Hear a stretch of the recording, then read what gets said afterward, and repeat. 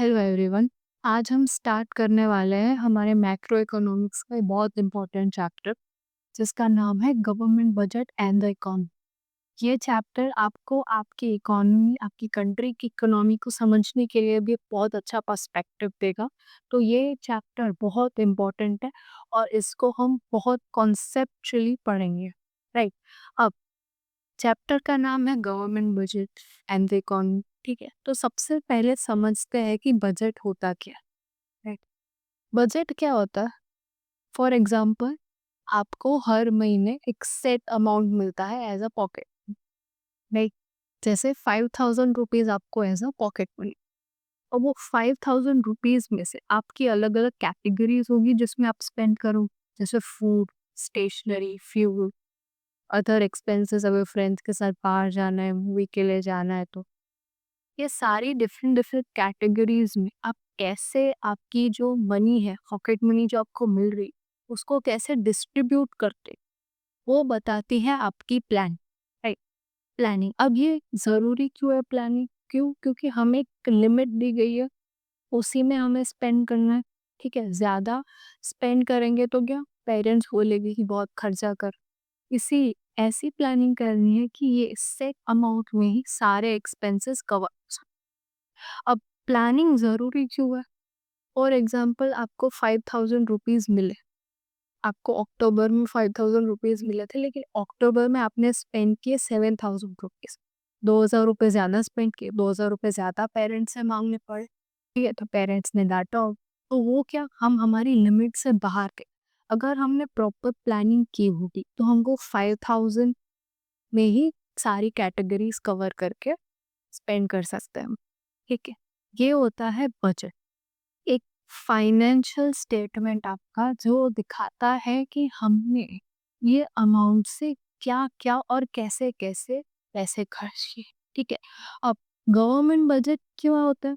Government budget भी यही होता है सिर्फ कि गवर्नमेंट को कहाँ से पैसे मिल रहे हैं और वो उसे कैसे यूज कर रहे हैं। वो होता है गवर्नमेंट बजट। अब गवर्नमेंट को बजट क्यों चाहिए? क्योंकि गवर्नमेंट को भी बहुत सारी एक्टिविटीज करनी पड़ती है। क्यों? For the welfare of the country, for the welfare of the economy and for profit maximisation. बहुत सारी एक्टिविटीज करनी होती है, रोड्स बनाने होते हैं, स्कूल्स बनानी होती है, कॉलेजेस बनानी होती है। ठीक है, हमें हमारे वॉर में इक्विपमेंट्स चाहिए, उसके लिए पैसे चाहिए। तो ये सारी अलग अलग कैटेगरीज किसके लिए? गवर्नमेंट के लिए। अब गवर्नमेंट को भी एफिशिएंट प्लानिंग की ज़रूरत है। क्यों ज़रूरत है? अगर हमने एजुकेशन पे बहुत ज़्यादा स्पेंड कर दिया, ठीक है, और हमने वॉर के लिए, इक्विपमेंट के लिए फंड कम दिया, तो क्या होगा? जब वॉर होगा तो इक्विपमेंट कम हो गए और हम वो वॉर हार जाएँगे। ठीक है? अब वॉर में बहुत ज़्यादा फंडिंग दे दिया और एजुकेशन में कम दिया, तो एजुकेशन की वजह से ग्रोथ एंड डेवलपमेंट रुक जाएगा कंट्री का।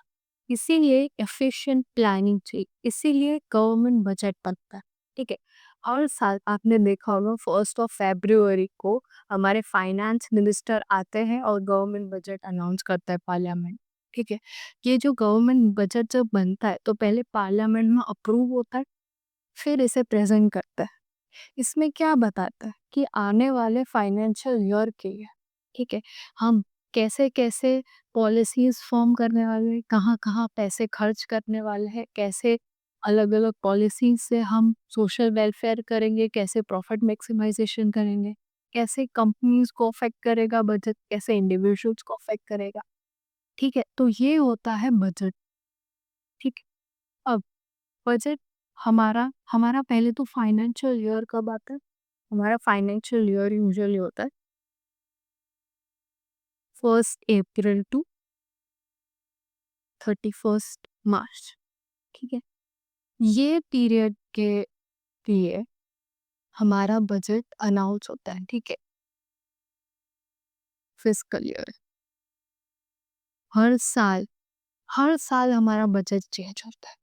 ठीक है, क्योंकि हर साल हमारे कंट्री के गोल्स अलग होते हैं। ठीक है, हमारी अब ये गोल्स कैसे डिसाइड होते हैं? जो प्रीवियस बजट, ठीक है, जब प्रीवियस बजट को भी हम एनालाइज करते हैं, प्रीवियस बजट जो हमने अनाउंस किया होगा और वो ईयर में हमारी इकोनॉमी का क्या परफॉर्मेंस था, ये कंपेयर करके बजट बनता है हर साल, प्रीवियस ईयर और एज इन प्रीवियस 5-10 ईयर्स का हम बजट एनालाइज करते हैं, कंपेयर करते हैं, फिर हम बजट बनाते हैं। हमने समझा कि बजट क्या होता है, ठीक है। अब हम इसकी डेफिनेशन समझ लेते हैं। तो definition wise what is government budget? A government budget is an annual financial statement that shows estimated receipts and estimated expenditure of the government during a fiscal year. उसका मतलब क्या कि गवर्नमेंट बजट एक एक एनुअल फाइनेंशियल स्टेटमेंट है, right. Annual financial statement और क्या show कर रहा है? Estimated receipts. एस्टिमेटेड रिसिट्स मतलब कि कितना एक्सपेक्टेड मनी गवर्नमेंट रिसीव करने वाली है, एंड एस्टिमेटेड एक्सपेंडिचर मतलब कितना एक्सपेक्टेड खर्चा गवर्नमेंट करने वाली है ड्यूरिंग अ फिस्कल ईयर। ठीक है, हमने पढ़ा था कि इंडिया का फिस्कल ईयर और फाइनेंशियल ईयर कौन से पीरियड के बीच में होता है? 1 अप्रैल टू 31 मार्च। ठीक है, ये है गवर्नमेंट बजट की डेफिनेशन। अब गवर्नमेंट बजट 3 लेवल पे बनता है। जैसे आपने भी देखा होगा कि आपके घर पे भी बजट बनता है, ठीक है। सारे इंडिविजुअल हाउस होल्ड के लिए भी बजट बनता है, वैसे बजट इन गवर्नमेंट लेवल पे भी 3 लेवल पे बनता है, ठीक है। एक लोकल गवर्नमेंट, स्टेट गवर्नमेंट और सेंट्रल गवर्नमेंट, ठीक है। अब जो सेंट्रल गवर्नमेंट पे जो भी बजट बनता है उसको हम क्या बोलते हैं? Union budget. और ये हर साल 1 फरवरी को हमारे फाइनेंस मिनिस्टर अनाउंस करते हैं ड्यूरिंग अ पार्लियामेंट सेशन। हमने आगे पढ़ा कि गवर्नमेंट बजट होता क्या है। अब हम पढ़ने वाले हैं ऑब्जेक्टिव्स ऑफ गवर्नमेंट बजट। उसका मतलब क्या कि हम गवर्नमेंट बजट बनाते क्यों है और इसके थ्रू हम क्या गोल्स, क्या ऑब्जेक्टिव्स अचीव करना चाहते हैं, राइट। तो सबसे पहला ऑब्जेक्टिव है इकोनॉमिक ग्रोथ। हर इकोनॉमी के लिए उसकी फर्स्ट प्रायोरिटी और उसका फर्स्ट ऑब्जेक्टिव क्या होता है? Economic growth. अब इकोनॉमिक ग्रोथ पॉसिबल कैसे है? जब सेविंग्स और इन्वेस्टमेंट का वॉल्यूम बढ़ेगा तब इकोनॉमिक ग्रोथ पॉसिबल है। कैसे? जैसे सेविंग्स बढ़ेगी, ठीक है। एक इंडिविजुअल का एग्जाम्पल रहता है, फॉर एग्जाम्पल मेरा एग्जाम्पल लेते हैं, ठीक है। मैं 10,000 रुपीज अ मंथ अर्न कर रही हूँ, ठीक है। उसमें से 8,000 रुपीज में स्पेंड करती हूँ, 2,000 रुपीज मेरे बच जाता है। अब जो 2,000 रुपीज की सेविंग्स हो रही है, ठीक है, उसको मैं इन्वेस्ट कर सकती हूँ। अब जो हाउस होल्ड की जो सेविंग्स होती है वो फर्म्स की क्या होती है? इन्वेस्टमेंट होती है, ठीक है। जितनी इन्वेस्टमेंट बढ़ेगी कंट्री में उतना ग्रोथ पॉसिबल होगा, उतनी एम्प्लॉयमेंट जनरेशन होगा। जितना एम्प्लॉयमेंट जनरेशन होगा उतना ज्यादा रेवेन्यू होगा हमारी कंट्री का, उतनी ज्यादा ग्रोथ होगी, इतनी ज्यादा जीडीपी बढ़ेगी, राइट। तो इसके वजह से सेविंग्स एंड इन्वेस्टमेंट का वॉल्यूम इंक्रीज करना गोल होता है गवर्नमेंट का। इसके लिए बहुत सारी पॉलिसीज ऐसी फॉर्म की जाती है जिसमें एक इंडिविजुअल सेविंग्स कर पाए और उसे फर्दर इन्वेस्ट कर पाए, ठीक है। इसलिए बहुत सारी पॉलिसीज निकलती है जिसमें इन्वेस्टमेंट करने पे आपको रिटर्न ज़्यादा मिलता है। ऐसी पॉलिसीज गवर्नमेंट स्पेशली इम्प्लीमेंट करती है ताकि सेविंग्स और इन्वेस्टमेंट का वॉल्यूम बढ़े हमारी इकोनॉमी में और इकोनॉमिक ग्रोथ पॉसिबल हो, right. So economic growth possible कब होगा? जब सेविंग्स इंक्रीज होगी एंड इन्वेस्टमेंट इंक्रीज होगा, राइट। अब next objective is reallocation of resources. हर एक इकोनॉमी के पास, हर एक कंट्री के पास लिमिटेड रिसोर्सेस होते हैं, ठीक है। अब इसी वजह से लिमिटेड रिसोर्सेस होने के वजह से कंट्री के लिए बहुत इम्पोर्टेंट बन जाता है कि वो एफिशिएंटली एलोकेट करे और एक बैलेंस फॉर्म करे रिसोर्सेस में, राइट। क्योंकि लिमिटेड रिसोर्सेस है, अगर ओवर यूज कर देंगे तो आगे वाली जनरेशन को प्रॉब्लम होगी और अंडर यूज करेंगे तो अभी जो करंट जनरेशन है उसको फुल एडवांटेज नहीं मिलेगा। इसीलिए बैलेंस बनाना बहुत इंपॉर्टेंट होता है। अब गवर्नमेंट के या इकोनॉमी के दो गोल्स होते हैं, एक profit maximisation and public welfare. Public welfare मतलब क्या कि जो इंडिविजुअल्स हमारी कंट्री में रह रहे हैं उनका पब्लिक वेलफेयर हो, ओवरऑल वेलफेयर हो, ठीक है। और सेकेंड प्रॉफिट मैक्सिमाइजेशन, कैसे प्रॉफिट भी मैक्सिमाइज हो कंट्री में, राइट। तो दो गोल्स है हमारे। Public welfare and profit maximisation.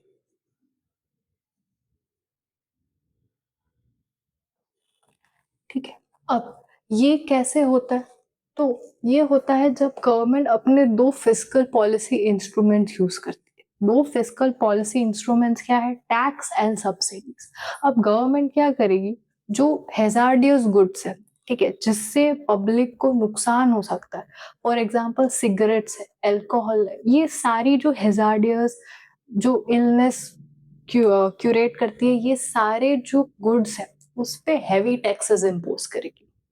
ठीक है, हैवी टैक्सेस इम्पोज करने से क्या होगा? बहुत सारे कंज्यूमर्स डिस्करेज हो गए उसको खरीदने के लिए, राइट? टैक्सेस ज्यादा है मतलब ज्यादा पेमेंट करना पड़ेगा। ठीक है, अब बहुत लोग नहीं कर पाएंगे पेमेंट, तो वो नहीं करेंगे और डिस्करेज हो गए उसे खरीदने के लिए, राइट? और ऐसे गुड्स है जैसे स्मॉल स्केल इंडस्ट्रीज है, उनको गवर्नमेंट सब्सिडीज प्रोवाइड करेगी ताकि क्या हो, उनका जो स्मॉल स्केल इंडस्ट्रीज के थ्रू जो प्रोडक्शन हो रहा है वो इंक्रीज हो सके और उसका कंजम्पशन बढ़े। तो ऐसे गुड्स जो पब्लिक वेलफेयर के लिए हेजार्डियस है उनमें टैक्सेस इम्पोज हो गए। ठीक है, और ऐसे गुड्स जो पब्लिक वेलफेयर में हेल्प कर सकते हैं उस पर सब्सिडीज आएगी, राइट? ऐसे रीएलोकेशन ऑफ रिसोर्सेज करती है गवर्नमेंट अपने हर साल बजट में अपनी अलग अलग पॉलिसीज के through, right? Next next objective क्या है? Redistribution of income and wealth. अब redistribution of income and wealth का मतलब क्या कि हर एक इकोनॉमी में कुछ सेक्शन ऑफ पीपल होते हैं, there are some section of people जो रिच होते हैं, there are some section of people जो पुअर क्लास में आते हैं, और कुछ होता है जो मिडिल क्लास होता है, राइट? अब बायसनेस ना हो कंट्री में। बायसनेस मतलब कि रिच ज्यादा रिच ना बने और पुअर ज्यादा पुअर ना बने, इसकी वजह से इंपॉर्टेंट होता है redistribution of income and wealth. ठीक है, अब redistribution of income and wealth कैसे होता है? इसमें भी गवर्नमेंट अपने फिस्कल पॉलिसी इंस्ट्रूमेंट्स यूज करती है, which are tax and subsidies. अब यहाँ पे टैक्स एंड सब्सिडीज का यूज गवर्नमेंट कैसे करती है? जो हायर इनकम ग्रुप होता है, ठीक है, जो ज्यादा पैसे कमा रहा है, उसकी इनकम पे गवर्नमेंट ज्यादा टैक्स इम्पोज करेगी। ठीक है, ज्यादा टैक्स इम्पोज करेगी तो उनके पास डिस्पोजेबल इनकम कम होगी, वो डिस्पोजेबल इनकम में से वो कम कंजम्पशन कर पाएंगे, राइट? और जो पुअर सेक्शन ऑफ पीपल है उनको वो सब्सिडीज प्रोवाइड करेगी ताकि वो अपना कंजम्पशन इंक्रीज कर सके, राइट? अब जो रिच के पास जो एक्स्ट्रा वेल्थ है वो क्या गवर्नमेंट लेके पुअर सेक्शन में देती है। ठीक है, टैक्स कलेक्ट करती है रिच के पास से और उसको एज अ सब्सिडी देती है पुअर सेक्शन, ताकि इनकम एंड वेल्थ का रीडिस्ट्रीब्यूशन हो सके। ठीक है, एक बैलेंस वे में रीडिस्ट्रीब्यूशन हो सके ताकि रिच ज्यादा रिच ना बने और पुअर ज्यादा पुअर ना बने और इकोनॉमी में एक इक्विटी फॉर्म हो, राइट? तो ये होता है redistribution of income and wealth में। नेक्स्ट ऑब्जेक्टिव क्या है? Economic stability, right? अब हमारी इकोनॉमी में ट्रेड साइकिल है, ट्रेड साइकिल में अलग अलग फेसेस आते हैं। वो फेसेस क्या है? बूम है, रिसेशन है, डिप्रेशन है और रिकवरी है। तो ये सारे अलग अलग फेसेस को टैकल करने के लिए क्या पॉलिसीज फॉर्म होती है गवर्नमेंट बजट में, ताकि हम इन सबको एफिशिएंटली टैकल करें। ठीक है, अब इसको टैकल करने के लिए गवर्नमेंट किसका यूज करती है? रेवेन्यू एंड एक्सपेंडिचर का। अब वो कैसे यूज होता है? तो दो states, inflation and deflation.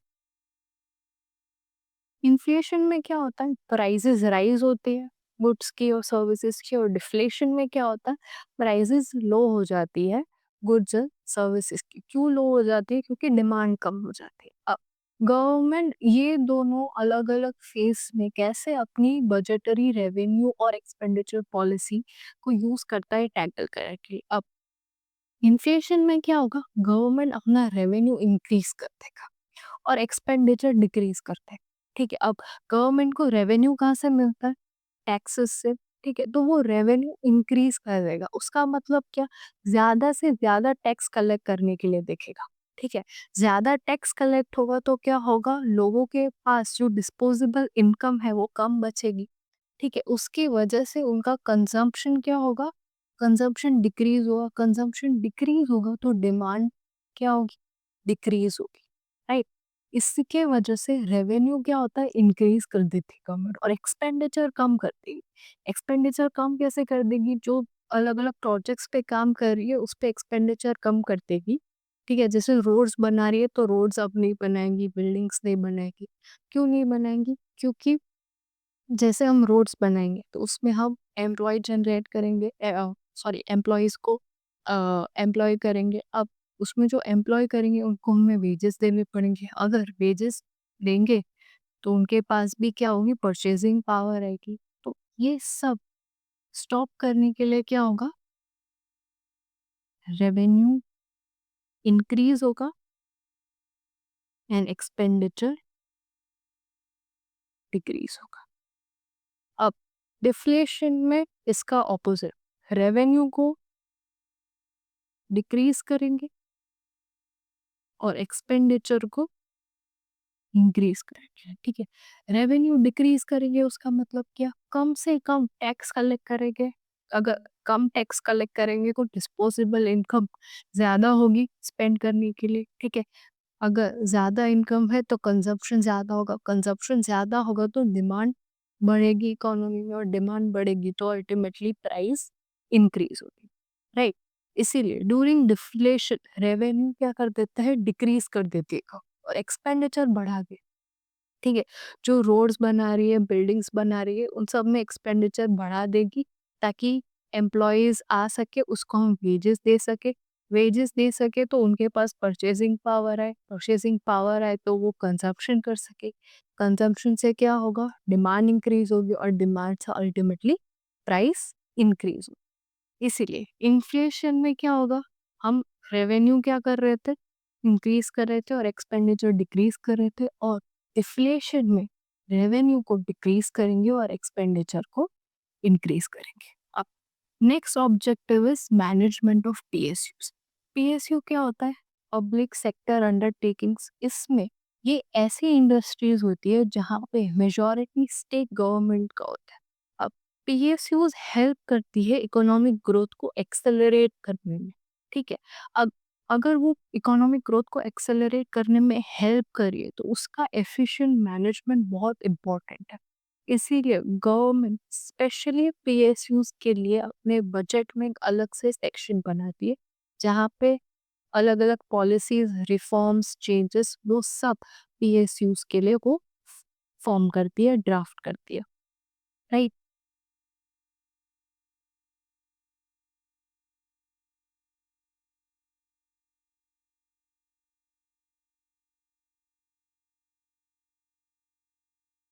Next is employment generation. Government policies बनाती है ताकि वो एम्प्लॉयमेंट जनरेशन क्रिएट कर सके, ठीक है?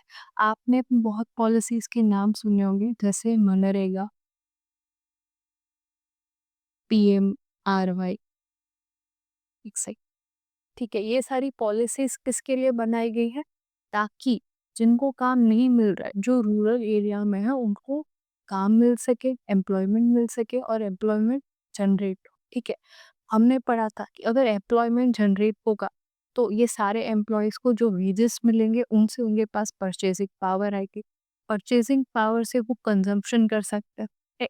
कंज़म्पशन करेंगे तो क्या होगा? डिमांड इंक्रीज़ होगी, डिमांड इंक्रीज़ होगी तो अल्टीमेटली हमारी इकोनॉमी ग्रो करेगी, ठीक है? इसीलिए एम्प्लॉयमेंट जनरेशन इम्पोर्टेंट। मनरेगा क्या है? Mahatma Gandhi national rural employment guarantee act. इसमें क्या होता है? 100 डेज गारंटीड, ठीक है? आपको काम मिलता है। कोई भी प्रोजेक्ट्स चल रहे होंगे गवर्नमेंट के, जैसे बिल्डिंग बनाना, रोड्स बनाना, डैम्स बनाना, उसमें आपको एज अ लेबरर एम्प्लॉय किया जाए। और पीएमआरवाई क्या है? प्रधानमंत्री रोजगार योजना। तो ये सारी अलग अलग पॉलिसीज फॉर्म होती है ताकि एम्प्लॉयमेंट जनरेशन हो सके। अब लास्ट ऑब्जेक्टिव है provision of public goods. Public goods क्या होते हैं? पब्लिक गुड्स होते हैं जो सारे सेक्शंस ऑफ सोसाइटी यूज कर सके, ठीक है, और कलेक्टिवली अपने नीड्स और अपने वांट्स को फुलफिल कर सके, ठीक है, जैसे लॉ एंड ऑर्डर, डिफेंस, ठीक है, ये सारे सेक्शंस ऑफ सोसाइटी के लिए इम्पोर्टेंट है। अगर कोई पुअर है तो उसको भी लॉ एंड ऑर्डर ज़रूरी है उसके लिए। और डिफेंस, सेम डिफेंस में जो भी होगा वो अगर अपनी कंट्री की लिए सर्व भी कर रहा है तो वो किस मोटिव के साथ सर्व करेगा कि सारे सेक्शंस ऑफ मेरे जो सोसाइटी के सारे सेक्शंस है वो सेफली रह सके। इसीलिए गवर्नमेंट पब्लिक गुड्स के लिए प्रोविजंस बनाती है ताकि पब्लिक वेलफेयर इंश्योर हो सके। तो ये थे ऑब्जेक्टिव्स ऑफ गवर्नमेंट बजट। अब आगे हम पढ़ेंगे components of government budget. Government budget में क्या क्या है, कैसे कैसे डिवाइड किया है, कौन से कंपोनेंट्स है। अब कंपोनेंट्स ऑफ बजट का मतलब क्या होता है, स्ट्रक्चर ऑफ द बजट, ठीक है, हमारे बजट का स्ट्रक्चर कैसे। हमारा बजट दो मेन एस्पेक्ट्स में डिवाइडेड है। First revenue budget and second capital, right. अब रेवेन्यू बजट किससे डील करते हैं, जो रेवेन्यू एस्पेक्ट ऑफ हमारी इकोनॉमी है उससे डील करता है। मतलब कितना रेवेन्यू जनरेट हुआ, ठीक है, कहाँ से जनरेट हुआ, कौन से सोर्सेस के थ्रू जनरेट हुआ, और उसको गवर्नमेंट ने कौन से हेड्स में डिवाइड करके उसको एलोकेट किया, ठीक है, कैसे उसका एक्सपेंडिचर किया, ठीक है, ये हम पढ़ेंगे रेवेन्यू बजट। अब इसके फर्दर दो पार्ट्स हैं, एक revenue receipts and revenue expenditure. And revenue budget किससे क्या है, basically it is a statement of estimated revenue receipts and estimated revenue expenditure during a fiscal year. मतलब कितना एस्टिमेट, कितना एक्सपेक्टेड रेवेन्यू रिसीट्स गवर्नमेंट ने expect किया है और कितना स्पेंड करने वाले हैं, उसका एस्टिमेशन, उसका स्टेटमेंट दिखाता है रेवेन्यू बजट, ठीक है, ड्यूरिंग अ फिस्कल ईयर, एक पर्टिकुलर फाइनेंशियल ईयर के लिए। नाउ सेकेंड पार्ट क्या है हमारा, कैपिटल बजट। कैपिटल बजट किससे डील करता है, capital aspects of our economy, right. इसमें भी same capital receipts and capital expenditure ऐसे दो डिस्टिंग्विश पार्ट्स हैं, ठीक है। It is a statement of capital receipts and estimated capital expenditure during a fiscal year. कितना एस्टिमेटेड मतलब कितना expected capital receipts government expect कर रहे हैं, और कैसे उसको अलोकेट करेंगे, कैसे उसका एक्सपेंडिचर करेगी गवर्नमेंट, वो स्टेटमेंट शो करता है क्या, capital budget during a fiscal year, मतलब during a financial year. So basically component क्या है, पहले दो पार्ट्स में डिवाइड किया गया है, revenue budget and capital budget. अब हर बजट में फर्दर दो पार्ट्स में डिवाइड किया है, receipts and expenditure. Revenue budget में revenue receipt and revenue expenditure. अब रेवेन्यू रिसिट्स के क्या क्या सोर्सेज है हम वो पढ़ेंगे, और रेवेन्यू एक्सपेंडिचर कैसे होता है वो पढ़ेंगे, ठीक है।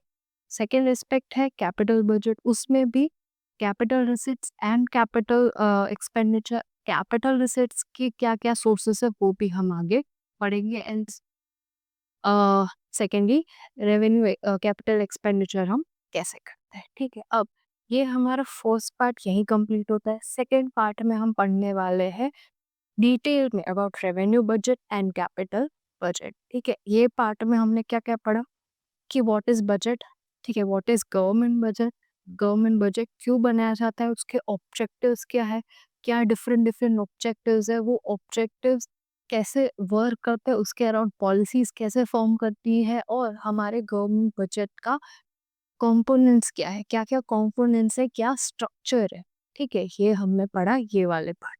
नेक्स्ट पार्ट में पढ़ेंगे अबाउट डिटेल में about revenue budget and capital